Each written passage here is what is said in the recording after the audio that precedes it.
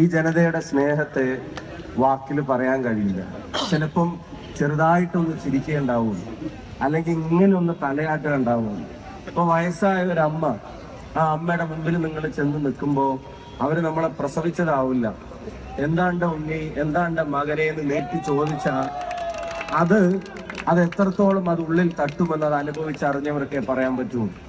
നമ്മൾ അവർ ഓരോരുത്തരുടെയും വീട്ടിലെ എല്ലാ കാര്യങ്ങളും ചെയ്തു കൊടുക്കുന്നവരായിട്ടല്ല, അവർക്ക് ചെലവിന് കൊടുക്കുന്നവരായിട്ടല്ല, അവരുടെ കടങ്ങൾ വീട്ടുന്നവരായിട്ടല്ല, അവരുടെ വ്യക്തിപരമായ ആനുകൂല്യങ്ങളുടെ പുറകിലെ ശക്തിയായി പ്രവർത്തിക്കുന്നത് കൊണ്ടല്ല. നാടിനു വേണ്ടി പ്രവർത്തിക്കുന്നു എന്ന് തോന്നിയാൽ മറ്റെല്ലാ പരിഗണനകൾക്കും അപ്പുറത്തേക്ക്, ജാതിയുടെയും മതത്തിന്റെയും എല്ലാ അതിർവരമ്പുകൾക്കും അപ്പുറത്തേക്ക് ചേർത്ത് പിടിക്കാൻ ഈ മണ്ണിനുള്ള ശേഷിയും കഴിവും അതാരെല്ലാം വില കുറച്ച് കണ്ടാലും അതൊന്നും പാലക്കാടിന്റെ മണ്ണിൽ വില പോവില്ല എന്നുള്ള കാര്യത്തിന് ഒരു സംശയവുമാണ്. മറ്റൊരു പ്രധാനപ്പെട്ട കാര്യം, ഇവിടെ 3 തെരഞ്ഞെടുപ്പിൽ മത്സരിച്ച് ജയിച്ച ഒരാളാണ്. ആ 3 തെരഞ്ഞെടുപ്പിൽ മത്സരിച്ച് ജയിച്ച എനിക്ക് ഒരു വോട്ട് കിട്ടാൻ വേണ്ടിയും ഒരു വീട്ടിലും നോട്ട് കെട്ടുകൊണ്ട് പോവേണ്ടി വന്നിട്ടില്ല എന്നുള്ളത് ഈ നാടിന്റെ പ്രത്യേകതയാണ്. അതെന്റെ പ്രത്യേകതയല്ല, അത് ഈ നാടിന്റെ പ്രത്യേകതയാണ്. എന്ന് വെച്ചാൽ അവനവന്റെ വോട്ടിനെ വിൽക്കാൻ വെച്ചവരല്ല പാലക്കാട്ടുകാർ എന്ന് 2 വിഭാഗക്കാർ തിരിച്ചറിയണം. 1, കള്ളപ്പണം കൊണ്ടുവരുന്നവരും, 2, ഇല്ലാത്ത കള്ളപ്പണത്തിന്റെ തിരക്കഥ മെനയുന്നവരും. 2 പേരും അത് തിരിച്ചറിയേണ്ട കാര്യമുണ്ട്. 3, രാഹുൽ മാങ്കൂട്ടത്തിൽ എന്ന ചെറുപ്പക്കാരനെ ഈ നാടിനേറെ പരിചിതമാണ്. ഞാനൊരു സ്ഥാനാർത്ഥിയായിട്ട് അദ്ദേഹത്തെ പരിചയപ്പെടുത്താൻ വേണ്ടി ഏതൊരിടത്ത് ഞാൻ പോകുമ്പോഴും രാ എന്ന് പറയുമ്പോഴത്തേക്കും മാങ്കൂട്ടമല്ലേ എന്ന് ആളുകൾ തിരിച്ചു ചോദിക്കുന്ന ഒരു നാടാണ്.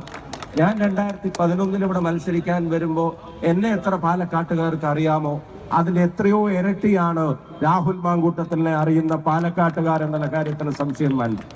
4, ഈ നാടിനെ സംബന്ധിച്ചിടത്തോളം നാടിന്റെ ശബ്ദമായി നിൽക്കാൻ തീരുമാനിച്ചാൽ, നാടിനോടൊപ്പം പ്രവർത്തിക്കാൻ തീരുമാനിച്ചാൽ, ജനിച്ച വില്ലേജും പ്രസവിച്ച ആശുപത്രിയും നോക്കിയിട്ടല്ല, അവരുടെ കഴിവും ശേഷിയും നോക്കിയിട്ടാണ് പാലക്കാട്ടുകാർ വോട്ട് ചെയ്യുക എന്നുള്ള കാര്യത്തിന് സംശയം വേണ്ട. ഈ പാലക്കാടിന്റെ മണ്ണിലേക്ക് ആലപ്പുഴയിൽ നിന്ന് കൊണ്ടുവന്ന് മത്സരിപ്പിച്ച, കണ്ണൂരിൽ നിന്ന് കൊണ്ടുവന്ന് മത്സരിപ്പിച്ച, അതുപോലെ തന്നെ തൃശ്ശൂരിൽ നിന്ന് കൊണ്ടുവന്ന് മത്സരിപ്പിച്ച, മറ്റനേകം ജില്ലകളിൽ നിന്ന് ആളുകളെ കൊണ്ടുവന്ന് മത്സരിപ്പിച്ചതിന്റെ പരിചയ സമ്പത്തും തഴക്കവും പഴക്കവും ഒക്കെ ഇവിടുത്തെ എല്ലാ മുന്നണികൾക്കുമുണ്ട്. ജയിപ്പിച്ചതും മുഖ്യമന്ത്രിയാക്കിയതും പ്രതിപക്ഷ നേതാവാക്കിയതിന്റെ ചരിത്രം വരെയുണ്ട്. ഇപ്പൊ രാഹുൽ മത്സരിക്കുമ്പോൾ മാത്രം അവിടെ ജനിച്ച ജില്ലയും വില്ലേജും ആശുപത്രിയും ഒക്കെ ചർച്ചക്കെടുക്കുന്നത് പ്രാദേശികവാദത്തിന്റെ സ്നേഹം കൊണ്ടൊന്നും അല്ല, നേരെ മറിച്ച് മറ്റൊന്നും ആ സ്ഥാനാർത്ഥിക്കോ രാഷ്ട്രീയമായിട്ടോ പറയാനില്ലാത്തതിന്റെ പേരിലാണ്. 5, ഈ നാട്ടിലുണ്ടാവുന്ന വിവാദങ്ങൾ അത് ചിലരുടെ അടുക്കളയിൽ അത് പാകം ചെയ്ത് വേവിച്ച് പുറത്തേക്ക് വിടുന്നതിന്റെ പ്രധാനപ്പെട്ട കാരണം ഈ നാട്ടിലെ പാവപ്പെട്ട കർഷകന്റെ നെല്ല് സംഭരിച്ചതിന്റെ അതിന്റെ വില കൊടുത്തു എന്ന് ചോദിച്ചാൽ ഇല്ല എന്നാണ് ഉത്തരം. സംഭരണ വില വർദ്ധിപ്പിച്ചോ എന്ന് ചോദിച്ചാൽ ഇല്ല എന്നാണ് ഉത്തരം. എന്ന് സംഭരണം തുടങ്ങുമെന്ന് ചോദിച്ചാൽ കൃത്യമായിട്ട് ഉത്തരമില്ല. എത്ര വിലക്ക് സംഭരിക്കുമെന്ന് ചോദിച്ചാൽ അതിനും ഉത്തരമില്ല. പെൻഷൻ ഉൾപ്പെടെയുള്ള ആനുകൂല്യങ്ങൾ മുടങ്ങിക്കിടക്കുന്ന കുടിശ്ശികളെ സംബന്ധിച്ച് ചോദിച്ചാൽ അതിനൊന്നും ഉത്തരമില്ല. ക്ഷേമനിധിയുടെ ആനുകൂല്യങ്ങൾ ചോദിച്ചാൽ, വിലക്കയറ്റം ചോദിച്ചാൽ, ഇവിടുത്തെ വ്യാപാരി സമൂഹം നേരിടുന്ന ബുദ്ധിമുട്ടുകളെ സംബന്ധിച്ച് ചോദിച്ചാൽ, GSTയിലെ പ്രയാസങ്ങളെ സംബന്ധിച്ച് ചോദിച്ചാൽ, സിലിണ്ടറിന് 950 കൊടുക്കേണ്ടി വരുന്നതും ലിറ്ററിന് 108 പെട്രോളിനും 96 ഡീസലിനും കൊടുക്കേണ്ടി വരുന്നതിനെ സംബന്ധിച്ചൊക്കെ ചോദിച്ചാൽ അതിനൊന്നും കൃത്യമായി ഉത്തരം പറയാനില്ലാത്തവർ. ഏറ്റവും ഒടുവിൽ നവീൻ ബാബുവിന്റെ കുടുംബം, 2 പെൺമക്കളും ആ ചേച്ചിയും ആ ചുമരിൽ ആ ഭർത്താവിന്റെ ഫോട്ടോയിലേക്ക് നോക്കിയിരിക്കുന്നത് കണ്ട് വേദനിച്ച കേരളം. അന്ത്യകർമ്മങ്ങൾ അവസാനമായി മകൻ ചെയ്യുന്നത്, അല്ലെങ്കിൽ ആൺകുട്ടികൾ ചെയ്യുന്നത്, ഏട്ടന്റെയോ അനുജന്റെയോ മക്കൾ ചെയ്യുന്നതിന് പകരം ആ അരയിൽ ഒരു തോർത്തും കെട്ടി ആ പെൺകുട്ടി ഈ തോളിൽ ആ മൺകുടവും വെച്ചതൊരു വാക്കത്തി കൊണ്ട് അതിന്റെ അറ്റം പൊറ്റിച്ച് അച്ഛന്റെ മൃതദേഹത്തിന്റെ ചുറ്റിനും നടക്കുന്ന കാഴ്ച കണ്ട അധികാരത്തിന്റെ അഹന്തയ്ക്കെതിരെ പ്രതികരിക്കാൻ കാത്തിരിക്കുന്നവരാണ് ഈ പാലക്കാട്ടെ ജനത എന്നുള്ള കാര്യത്തിന് ഒരു സംശയവും നിങ്ങൾക്ക് വേണ്ട. ഈ നാട് അതൊക്കെ വിലയിരുത്താൻ ശേഷിയുള്ള നാടാണ്. ഈ നാട് അതിനൊക്കെ കഴിവും അതിനൊക്കെ ആർജവുമുള്ള നാടാണ്. പാലക്കാട്ടുകാരൻ ബഹളം വെക്കുകയെ പാലക്കാട്ടുകാരൻ ചിലപ്പം ഈ പറയുന്നത് പോലെ വലിയ ശബ്ദം ഉണ്ടാക്കിയെന്ന് വരില്ല. എന്ന് വെച്ച് അവന്റെ പൊളിറ്റിക്കൽ സെൻസിന് ഒരാളും ഡൗട്ട് ചെയ്യേണ്ടതില്ല. പാലക്കാടിന്റെ രാഷ്ട്രീയ ബോധം, പാലക്കാടിന്റെ ജനാധിപത്യ ബോധം, പാലക്കാടിന്റെ മതേതര ബോധം, അതിനെ പരാജയപ്പെടുത്താൻ ആർക്കും കഴിയുമെന്ന് ഞാൻ കരുതുന്നില്ല. 6 ഈ നാടിന്റെ വികസന പ്രവർത്തനങ്ങളിൽ ഞങ്ങളിതാ പാലക്കാട്ടെ കോട്ട മൈതാനത്ത് നിന്ന് പറയുന്നു. ആരുടെയൊക്കെ കാലത്ത് ആരൊക്കെ എന്തൊക്കെ ചെയ്തു എന്നുള്ളത് ഒരു പരസ്യ സംവാദത്തിന് ആരുമായിട്ടും തയ്യാറാണ് എന്നുള്ളത് ഈ കോട്ട മൈതാനത്ത് വെച്ച് പറയാൻ ആഗ്രഹിക്കുന്നു. എല്ലാ കാലത്തേക്കും പാലക്കാടിന് കൊണ്ടുവന്ന കാര്യങ്ങൾ പറയട്ടെ. 7 രാഹുൽ മാങ്കൂട്ടത്തിൽ എന്ന ചെറുപ്പക്കാരൻ ഈ പാലക്കാടിനെ ഭാവിയിലേക്ക് നയിക്കാൻ ആഗ്രഹിക്കുന്ന ഒരാളാണ്. 2026 ഒരു UDF ഗവൺമെന്റ് വരും എന്നുള്ളത് ഈ നാട്ടിലെ എല്ലാവർക്കും ബോധ്യമുള്ള കാര്യമാണ്. ആ UDF ഗവൺമെന്റ് വരുമ്പോ ഉമ്മൻചാണ്ടി സാറുടെ ഭരണകാലം എങ്ങനെ പാലക്കാടിന് ഗുണകരമായിരുന്നോ അതുപോലെ 2026 മുതലുള്ള വർഷം അത് നമ്മുടെ കൂടെ ഉണ്ടാകും എന്നുള്ള കാര്യത്തിൽ ഒരു സംശയവും വേണ്ട. 7 ഈ നാടിനെ സംബന്ധിച്ചിടത്തോളം ഇന്ന് നമ്മുടെ കൂടെ വന്ന ഒരു സഹപ്രവർത്തകൻ സഹോദരൻ, നേരത്തെ ഇവിടെ PK ഫിറോസ് ഉൾപ്പെടെയുള്ള ആളുകൾ പറഞ്ഞു, എന്തിനാണ് BJPയിൽ നിന്ന് ഒരാൾ വിട്ടുപോരുന്നതിന് CPM ഇത്ര പ്രയാസം എന്നെനിക്ക് മനസ്സിലാവുന്നില്ല. എന്ന് മാത്രമല്ല, ജനങ്ങൾ വിഡ്ഢികളല്ലാതെ അവരും തിരിച്ചറിയണം. ആ നേതാവ് പാർട്ടി വിടുന്നു എന്നൊരു ഒരു ധ്വനി പുറത്തു വന്നപ്പോഴത്തേക്കും അയാൾ ഉത്തമനായ ആളാണ്, വ്യക്തിപരമായി ഒരു വെറുപ്പുമില്ല, വിരോധവുമില്ല, മാന്യനായ ആളാണ്, ആശയങ്ങളോട് മാത്രമേ വിയോജിപ്പുള്ളൂ, ആ ആശയങ്ങൾ വിട്ടാൽ ഞങ്ങൾക്ക് സ്വാഗതം ചെയ്യാൻ ഒരു തടസ്സവുമില്ല എന്ന് പത്രസമ്മേളനം നടത്തി പറഞ്ഞിരുന്ന ആളുകൾ. ഞാൻ ചോദിക്കുന്നു, അവര് പാർട്ടി വിടാൻ തീരുമാനിക്കട്ടെ, ഞങ്ങൾ സ്വാഗതം ചെയ്യും എന്ന് പറഞ്ഞിരുന്ന അതേ നാവ് കൊണ്ട് അയാളെ ഇന്ന് വർഗീയതയുടെ കാളിയൻ എന്നൊക്കെ വിളിക്കുമ്പോ ജനം വിഡ്ഢിയാണെന്ന് കരുതി നിങ്ങൾ ആരും ഇടപെടേണ്ടതില്ല എന്ന് അവരെ ഓർമ്മപ്പെടുത്തുന്നു. അയാൾ പറഞ്ഞൊരു വാചകമാണ് ആ മാറ്റത്തിന്റെ ഏറ്റവും പ്രധാനം. വെറുപ്പിന്റെ ഫാക്ടറിയിൽ നിന്ന് സ്നേഹത്തിന്റെ കടയിലേക്കാണ് അയാൾ കാലെടുത്ത് വെച്ചിരിക്കുന്നത് എന്നുള്ളത് അയാൾ പറയുന്നു. 9 ഇനി ദിവസങ്ങൾ വളരെ കുറവാണ്.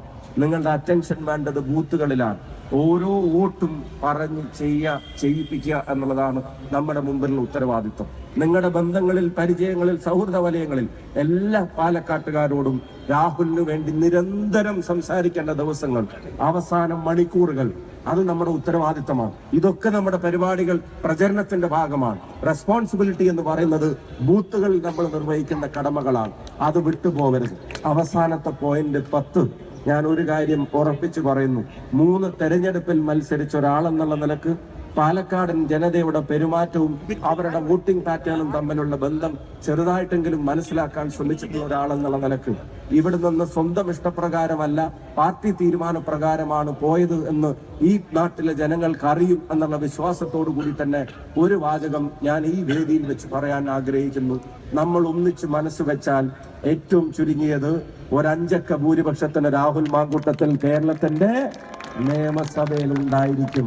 അവിടെ ചെന്നാൽ അയാൾ പറയേണ്ടത് പറയും, ചോദിക്കേണ്ടത് ചോദിക്കും, കൊണ്ടുവരേണ്ടത് കൊണ്ടുവരും. അതിനൊക്കെയുള്ള ശേഷിയുള്ള കേരളത്തിന്റെ സമര നായകനാണ്.